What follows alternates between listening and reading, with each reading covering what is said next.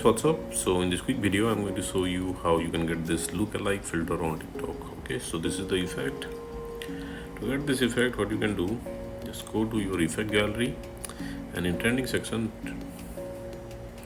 just go to your effect gallery and in trending section remember this image. This is the filter. Suppose you can't see the filter here in trending section, what you can do, tap on the search button and search for look-alike. Okay, scroll down. Okay, this is the filter with 18.6k videos. Tap on it.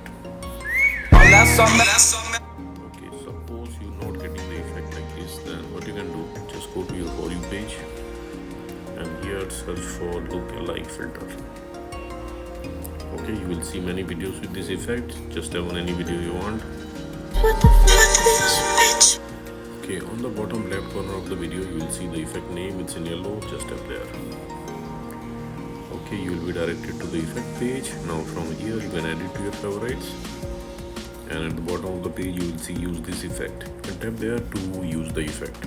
Okay, suppose you are not getting the effect like this from For You page, what you can do, let me go back. Okay, visit this website. Link to this website I will give you in the description box below. So here in this website you will see the effect icon. Just tap there.